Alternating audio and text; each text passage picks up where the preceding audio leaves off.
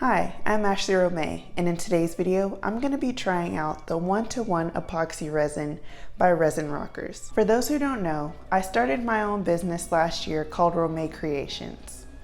The name of it came from my last name combined with my great-grandmother's middle name. She always had such beautiful jewelry and she had a really big impact on my life, so I wanted to make sure that even though she's no longer with us, that she's still a part of the journey with me. So I hope that you check out my website and see some of the jewelry that I have now.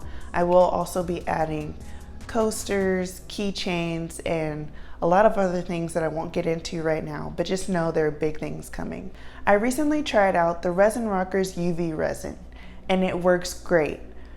But not all of my molds are transparent, and so I also need to continue to use epoxy resin. Just for reference, the previous resin that I was using would cause me to have to wait up to a week for the products to cure, and I really want to be able to start building up my inventory, especially since Valentine's Day is coming up. The resin that I'm trying out today is said to cure within 24 hours. So I'm very excited for that, and I hope that it goes well. The first thing that I do is put my gloves on and put on a mask, and then I put headphones in and find a good playlist to listen to.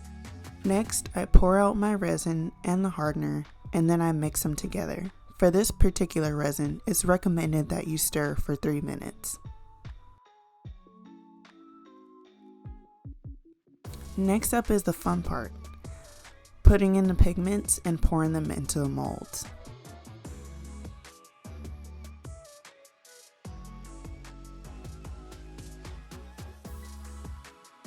A very common trick, but also a dangerous one, is using a lighter to blow out the micro bubbles that show up at the top of resin once it's poured into a mold.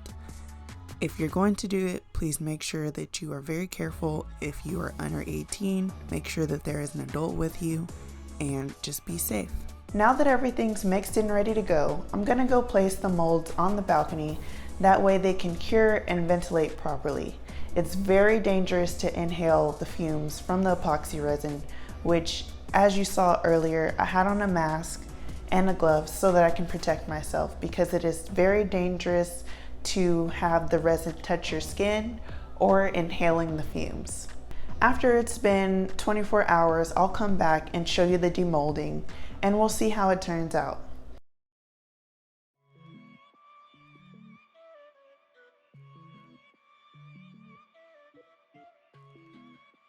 The entire process took a little over an hour, but I cut out a lot of parts, that way it's not too much fluff and you really get a gist of what's going on. So thank you so much for sticking it out with me. Last but not least, these are all the earrings that cured properly.